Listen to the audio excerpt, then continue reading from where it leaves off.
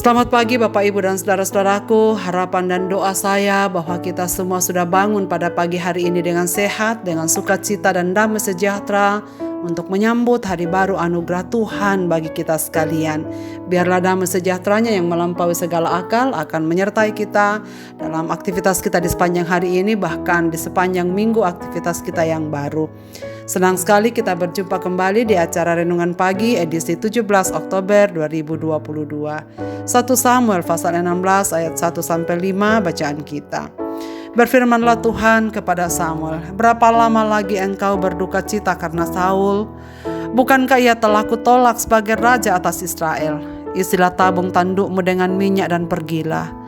Aku mengutus engkau kepada Isai orang Betlehem itu, sebab di antara anak-anaknya telah kupilih seorang raja bagiku." Tetapi Samuel berkata, "Bagaimana mungkin aku pergi? Jika Saul mendengarnya, ia akan membunuh aku." Firman Tuhan, "Bawalah seekor lembu muda dan katakan, aku datang untuk mempersembahkan korban kepada Tuhan. Kemudian undanglah Isai ke upacara pengorbanan itu, lalu aku akan memberitahukan kepadamu apa yang harus kuperbuat. Urapilah bagiku orang yang akan kusebut kepadamu." Samuel berbuat seperti yang difirmankan Tuhan, dan tibalah ia di kota Betlehem. Para tua-tua di kota itu datang mendapatkannya dengan gemetar dan berkata, "Adakah kedatanganmu ini membawa selamat?" Jawabnya, "Ya, benar. Aku datang untuk mempersembahkan korban kepada Tuhan. Kuduskanlah dirimu dan datanglah dengan daku ke upacara pengorbanan ini." Kemudian ia menguduskan Isai dan anak-anaknya yang laki-laki dan mengundang mereka ke upacara pengorbanan itu. Saudara-saudaraku, mulai pasal 16 kitab Kisah 1 Samuel ini, kita akan berjumpa dengan tokoh yang baru, pengganti raja yang telah ditolak Tuhan oleh karena ketidaksetiaannya. Bagaimana respon Samuel mengetahui bahwa Saul sungguh-sungguh telah ditolak oleh Tuhan? Apakah yang ia rasakan tatkala menyaksikan orang yang pernah ia urapi menjadi raja yang pertama atas umat Tuhan benar-benar menghadapi kenyataan ia tidak dipakai Tuhan lagi dan ditolak untuk meneruskan kepemimpinannya sebagai raja? Saudara, Samuel tidak hanya marah kepada Saul dan kecewa terhadap perilaku Saul. Samuel ternyata sangat bersedih, berduka cita. Sebab pengangkatan Saul menjadi raja, sebenarnya Samuel sangat berharap bahwa Saul dapat melakukannya. Memang ia dipilih oleh Tuhan. Karena itu Samuel berharap banyak bahwa umat Tuhan akan dipimpinnya dalam ketaatan, dalam kesetiaan. Namun ternyata Saul gagal. Dalam perjalanan waktu, Saul ternyata melanggar perintah-perintah Tuhan, melakukan apa yang seharusnya tidak boleh ia lakukan, yakni mempersembahkan korban. Ini juga tugas imam, bukan raja. Kemudian Saul ternyata sangat materialistik.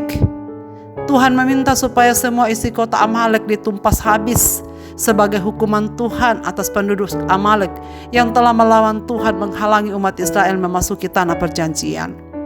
Namun Saul tergoda membiarkan rajanya hidup dan mengambil ternak yang baik dari kepunyaan bangsa Amalek. Dan ini menjadi kekejian bagi Tuhan. Saul menerima konsekuensi akibat ketidaktaatannya. Ia dilucuti dari jabatannya menjadi raja. Hal ini menunjukkan betapa Tuhan serius dengan pelanggaran dan ketidaktaatan.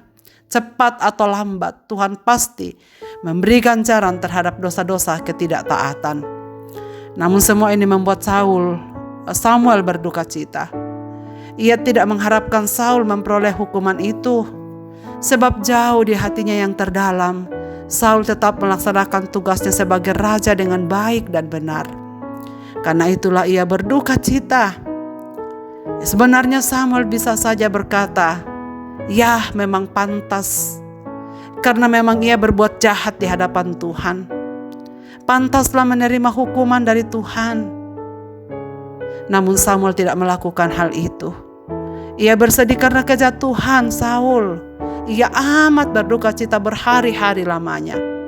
Itulah sebabnya dalam bacaan kita pada ayat yang pertama dikatakan, "Berfirmanlah Tuhan kepada Samuel, berapa lama lagi engkau berduka cita karena Saul?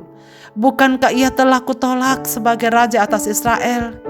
Saudara, ayat ini memberikan petunjuk bagi kita bahwa Samuel betul-betul berduka cita selama berhari-hari lamanya atas apa yang harus Saul terima dalam kehidupan selanjutnya. Di satu sisi, dalam situasi sulit ini, Samuel memilih harus taat kepada Tuhan dan melakukan tepat seperti apa yang diperintahkan oleh Tuhan. Dalam kesedihan Samuel, Allah memberikan petunjuk apa yang harus ia lakukan selanjutnya. Saudara, ini menarik sekali bahwa dalam kebingungan, dalam kesedihan, dalam ketidaktahuan apa yang ia harus lakukan sebagai orang yang mengurapi Saul, hatinya tetap melekat pada Tuhan. Hatinya tetap bergumul bersama Tuhan. Dan Tuhan tetap memakai dia. Tuhan menunjukkan step by step apa yang ia harus lakukan untuk mengurapi raja yang baru yang akan menggantikan Saul. Saudara-saudaraku, berapa banyak orang yang bersuka cita atas kejatuhan sesamanya atau atas penderitaan orang lain? Apakah kita memiliki kepekaan seperti yang dimiliki oleh Samuel? Adakah kita bersedih karena dosa-dosa orang lain? Apa yang kita lakukan tatkala di depan mata kita jelas melihat orang sedang berbuat salah? Samuel dengan segenap hati memperingatkan Saul. Sebenarnya untuk membantu Saul bangkit. Namun Saul makin bertambah jahat di hadapan Tuhan. Saudara, apa yang kita lakukan ketika melihat saudara-saudara kita sedang keliru jalannya? Berusahakah kita membawanya kembali kepada jalan kebenaran? Hal ini mengingatkan kita kisah tentang Yesus yang pernah menangisi penduduk kota Yerusalem. Dengan sedih ia berkata, "Wahai, betapa baiknya jika pada hari ini juga engkau mengerti apa yang perlu untuk damai sejahteramu. Tetapi sekarang hal itu tersembunyi bagi matamu." Ayat sebelumnya dikatakan bahwa ia melihat kota itu dan menangisinya. Saudara, Yesus bersedih sebab penduduk kota Yerusalem menolak damai sejahtera yang ditawarkan kepada mereka oleh para rasul, bahkan membunuh para nabi yang diutus kepadanya. Saudara-saudaraku, marilah kita pertajam kepekaan kita untuk berduka cita melihat saudara-saudara kita yang sedang tersandung. Bawalah mereka pada Tuhan. Ingatkanlah mereka kembali kepada Tuhan. Jangan pernah diam, apalagi tidak peduli, karena merasa bukan tanggung jawab kita. Saudara, ingatlah bahwa tidak semua kebetulan. Semua tidak dengan kebetulan. Jika kita mengetahui ada yang sedang berbuat salah, kasihilah dengan cara menegurnya, agar datang pada juru selamat menerima pengampunan. Dan Roh Kudus akan memampukan kita dalam melakukan semuanya ini jika saja kita lakukan di dalam ketulusan. Marilah kita berdoa. Bapa di sorga, terima kasih banyak untuk sabdamu pada pagi ini. Tolonglah kami supaya kami memiliki keberanian mengasihi orang-orang yang sedang tersandung dan sedang jatuh. Berilah kami hati yang berduka setiap kali kami menyaksikan orang-orang sedang berbuat salah dan membelakangi Tuhan. Bantulah kami ya Tuhan, dan berilah kami keberanian, dan biarlah Roh-Mu berkarya atas hidup kami, supaya kami dapat menuntun orang-orang yang sedang membutuhkan pertobatan dan pengampunan di hadapan hadirat-Mu. Bapa di dalam sorga, biarlah firman-Mu pagi ini menjadi pedoman bagi kami, supaya kami pun memelihara diri. Karena Tuhan memang akan sangat serius memandang segala dosa-dosa dan pelanggaran-pelanggaran yang kami lakukan. Ampunilah kami ya Tuhan, dan tolonglah kami supaya kami terus memelihara kekudusan hidup kami, agar kami dapat melayani Engkau dengan baik.